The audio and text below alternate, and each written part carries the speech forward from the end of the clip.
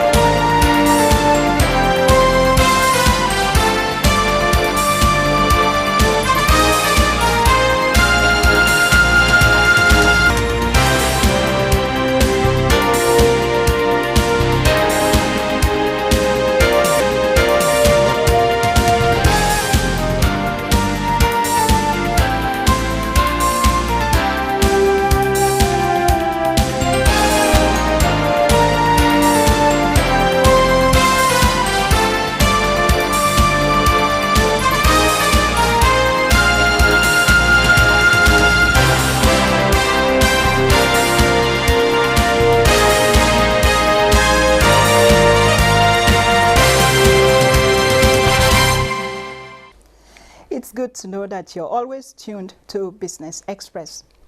The Federal Airports Authority of Nigeria FAN is set to begin the implementation of the new passenger service charge PSC for domestic and international flights as part of overall measures to bolster revenue generation. FAN Managing Director Captain Rabiu Yadudu, who stated this in Abuja, also noted that the agency has not increased the PSC since 2011 despite all the huge capital investments at the airports. Emmanuel Ayimiro reports. Due to the loss of billions of dollars to COVID-19 in global air transport industry in 2020, the Federal Airports Authority of Nigeria FAN, which has a shortfall of over 16 billion naira in the last 6 months, has come up with a new service charge to rescue the agency from going under. Domestic passenger service charge is to move from 1,000 to 2,000 naira, ECOWAS region to have an additional $30, while intercontinental is to get $50 in addition. The new PSC increase will be additionally used to further improve our facilities. Most of our airports will have dilapidated facilities. These are airports well over 30, some 40 years. Meanwhile, the international terminal of the Abuja airport has put every measure in place to check COVID-19 cases, starting from the entrance to the departure gate. A screening camera to peak temperature has been installed. At the entrance, before you carry your luggage in, it must be disinfected or fumigated. When you come in, after every operation, every flight, facilitation, the whole place will be clean and the same process will be undergone to ensure that the place is safe for the next flight. Although this international terminal has been conducting skeletal operations for evacuation and repatriation due to the suspension of international flight as a result of COVID-19. It is, however, expected that when international flight begins, this terminal would bubble again.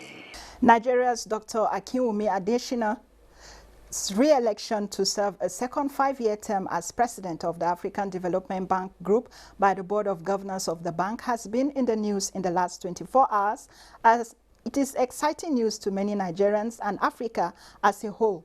Musa Baba Aliu reports that during Adesina's first term, the bank achieved impactful results on the lives of 335 million Africans, including 18 million people with access to electricity, 141 million people benefiting from improved agricultural technologies for food security, and 15 million people benefiting from access to finance from private investments. This is the first time the African Development Bank is holding its annual general meeting virtually in compliance with COVID-19 protocols. The general meeting coincides with the time the bank is due to elect another president. Akinwumi Adesina of Nigeria presented himself for re-election, in which he was the sole candidate. He was endorsed by the governing board and returned elected. Adesina, the first Nigerian to hold the post of the bank's president, expressed his readiness for the vital work ahead. With the pandemic, Africa has lost over a decade of economic growth.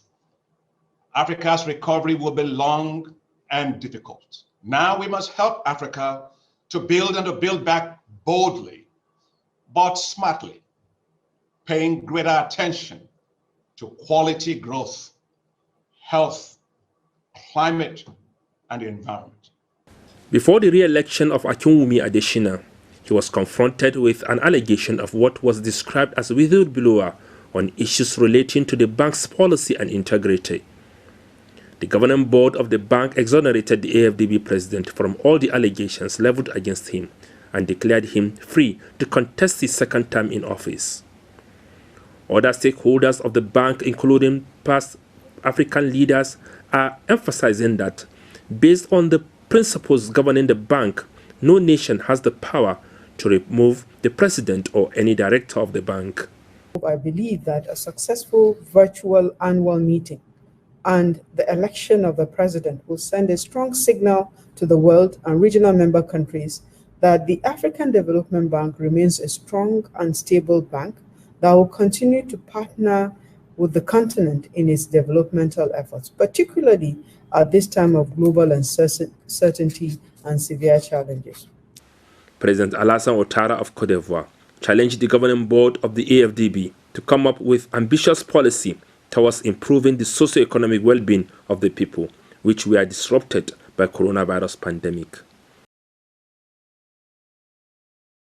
Minister of Communications and Digital Economy has expressed happiness over increasing contribution of information and communications technology (ICT) to Nigeria's gross domestic product (GDP), as the sector added 17.83% in the second quarter of 2020.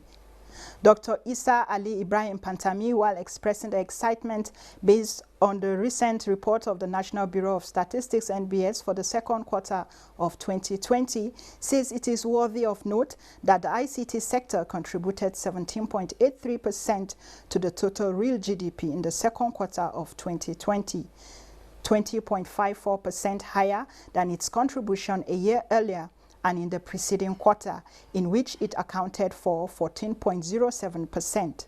The minister noted that the growing contribution of the ICT sector to the GDP is a direct result of the focused and committed effort of the present administration. Despite the decline in overall GDP, the information and communications technology (ICT) grew to 17.83% in its GDP contribution, which is about 20.54% higher than its contribution in 2019.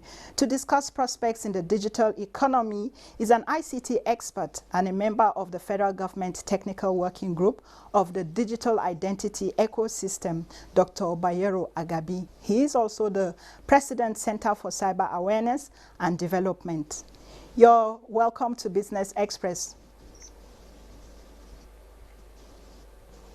Hello, Mr. Agabi. Thank you very much. Oh, okay, good. So you know that the ICT did very well in the GDP contribution for the second quarter of 2020. Can we now refer to the ICT sector as the new oil for Nigeria? Yeah.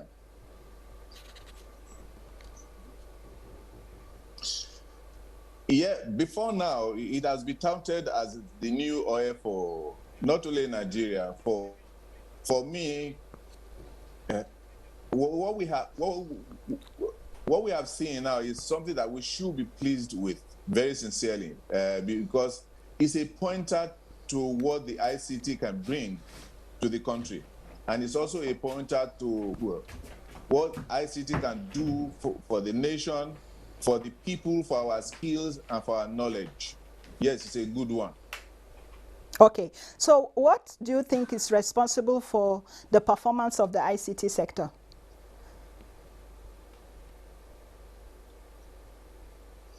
Yeah, one, policy. Policy one, implementation of the policy. Okay, and the third one is the COVID-19 itself. The COVID-19, from policy, we saw what the Ministry of Digital Economy did very, very well. And then the implementation of that policy, which has to do with the agencies under the Ministry of Communication and Digital Economy. They were on their toes day and night to ensure that the policy of the federal government is well implemented to the letter. Okay, you said the coronavirus pandemic is partly responsible for the performance of the ICT sector. In what way? Yes. Absolutely, absolutely. This is what it is. The coronavirus has also helped because the usage rate of ICT infrastructure and needs suddenly increased because, of course, nobody knew of Zoom before now, and so many other technology, digital infrastructure and all of that suddenly became useful to many Nigerians. And we just have no choice but to connect via the digital infrastructure that were available. So whether you are a farmer or not, whether you are a musician or not, whether you were a businessman or a government person, you had no choice. If you wanted to connect at all or do anything at all with your work or business, you must connect. And the only way you could connect was using the digital infrastructure that were available. So there was upsurge on the usage of technology infrastructure. All right. And then there was also another upsurge on the creativity of people to ensure that we have new ideas and new innovations on the table. All right, Mr. Gabi, every digital economy is largely dependent on mobile broadband penetration. Yeah. What is the Nigerian situation? Yes. Yeah, as it is right now, I think the Nigerian government, even with the situation that we have found ourselves that every other sector, has found itself on a standstill or a no performance kind of, level. Because of the broadband penetration that we have now, we have up to over 48 million, active users of broadband infrastructure in Nigeria. That is more than a country of other, more than other, countries. And a lot of smartphones have been in use, okay? And you and I, we are communicating using other infrastructure, which is also the technology. So the broadband has also contributed very seriously. And we can also give credit to the Ministry of Communication because before now, we had issues of, the last mile service, which was a great, hindrance to broadband connectivity in Nigeria. And the ministry, through the minister, was able to reach the governor, the governor's forum to ensure that that last mile service was, they reached an agreement to ensure that last mile service was no longer an issue. So going forward, we are going to see a rapid growth, in broadband penetration. And going forward, we are going to see more innovation coming from a lot of people. And going forward, we are going to see a lot of growth. So what we are seeing now is just the tip of the iceberg because the kind of infrastructure laid on ground and then the kind of preparation being made by government and policy framework being laid by government and the preparedness of government to ensuring that those policies are implemented to the letter. What we are seeing now is just the tips of the iceberg. All right, what is Nigeria doing at this point to ensure that the Nigerian digital ecosystem is fully rooted and functional so that we'll have this boosted performance that you're talking about?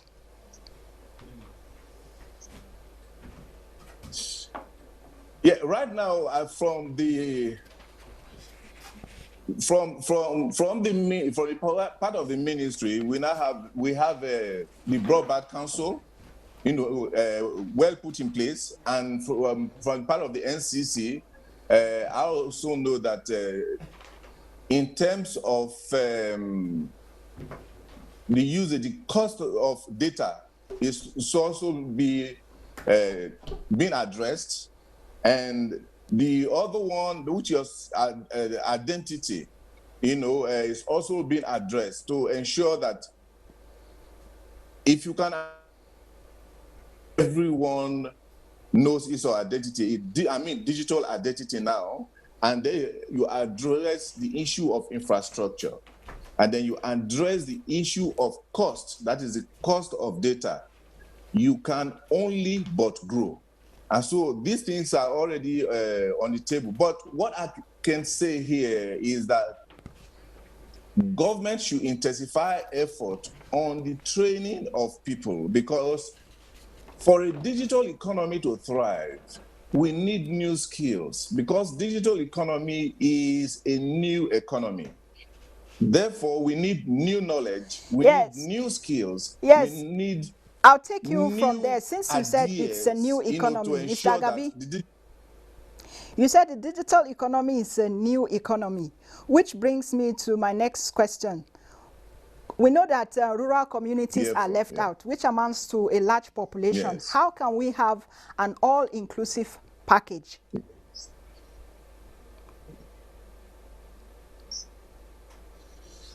What we can do now is, that was what I talked about, skills development or skills acquisition. But before then, riding on that, the skills will ride on infrastructure that's available. And the infrastructure that is available to Nigeria now is just between Lagos, Abuja, and the major cities. So those infrastructures should reach the hinterland, should reach the villages. But I also know that the infracos have been licensed to ensure that this infrastructure reaches those other places. If you leave it to the business people, they will tell you that there is no profit to be made in one village in Edo State or in Maiduguri, and therefore they cannot invest so many dollars in those places. But I think that is where government is intervening, and government should intensify that intervention to ensure that, private sector is able to reach those, rural areas with the telecom infrastructure. And then, all right, talking about the private sector, Mr. Agabi, can you paint a picture of investor participation for us in the digital economy in Nigeria as a whole? What we have had, before now, if there were no investors, we will not have the kind of situation that we have in Nigeria today. So the investors have all invested, but they are having challenges with, according to most of them, the issue of taxation and multiplicity of taxes, levies, and duties. All of those things need to be addressed by the government, because Nigeria is still the darling of everyone who wants to invest in the telecoms sector or in this ICT sector, generally. And if you also take a look at it, our number is also something that we can make use of. Just this one. With the digital economy, we can actually take off the street children, the over 14 million street children that we have on the street today. The digital economy can actually take them off the street. Because if we have the infrastructure in place, and then we give those guys on the street the requisite skills to ensure that they are active participants in the digital space, there is no how we are going to have so many people on the streets of Nigeria not contributing to the growth of the digital economy. All right. Thank you so much, Mr. Bayero Agabi, for your thoughts. We hope that we get to that point very soon when the poor people, the very poor and vulnerable, will participate fully in the digital economy. Thank you so much for your time with us today. Thank you. Thank you for having me. All right. The dollar held gains against major currencies this Friday. Let's see how the Naira is exchanging for other international currencies.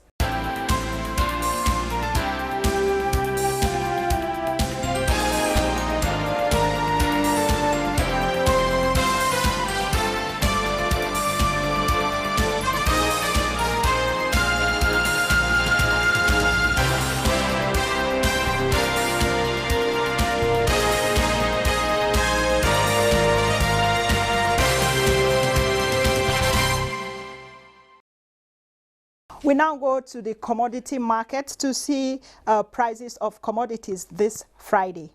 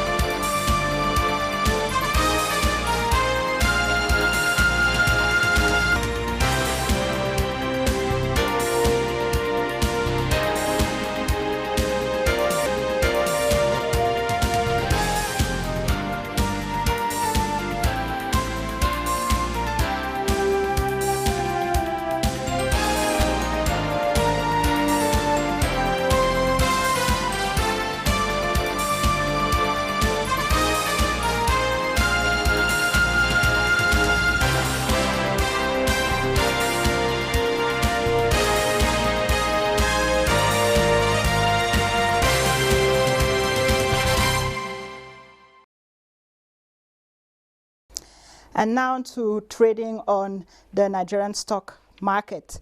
The market closed in positive territory this Friday as it advanced by 0.02% to close at 25,309.37 basis points. Investors exchanged 137.054 million shares valued at 920.5 million naira in 2,869 deals.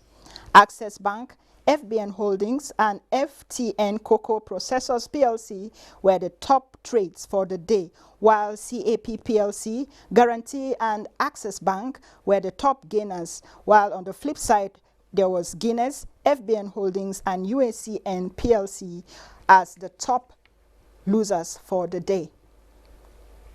Meanwhile, on the global scene, stocks in Asia Pacific traded mixed Friday as investors react to developments from the U.S. Federal Reserve. Bosede Abel takes it from here. On the global scene, European stocks fell in early trading Friday 28 August as investors digested a major policy shift by the U.S. Federal Reserve and news that Chinese Prime Minister Shinzo Abe is resigning because of health concerns. Stocks in Asia markets were mixed as investors reacted to recent development from the U.S. Federal Reserve.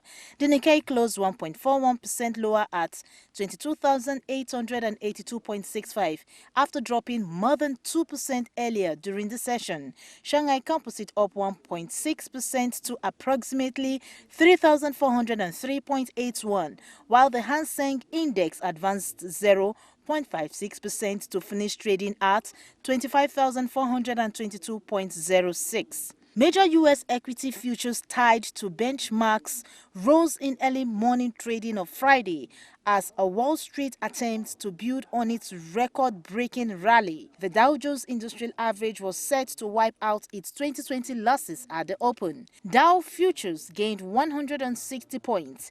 The average was lower for the year by 0.1% after an incredible comeback from the coronavirus lows. It briefly traded in positive territory for the year on Thursday at 1 point. S&P 500 futures added 0.17% and Nasdaq 100 futures were flat. Africa's stocks opened mostly negative, with Tunisia's Tunidex, South Africa's JSE Africa Top 40, and Ghana's GSE Composite depreciating, while Namibia's overall index and Nairobi's all-share posted gains. And this is where we end this episode of the program. Don't forget you can access this and all previous episodes on YouTube, and you can also communicate with us on Twitter. The handle is @NTNewsNow. The hashtag is BizX. Do join us again on Monday at 3 p.m. for another package. And as we continue the fight against COVID-19, remember to obey all the set down guidelines. I am Muplang Dakok. See you next week.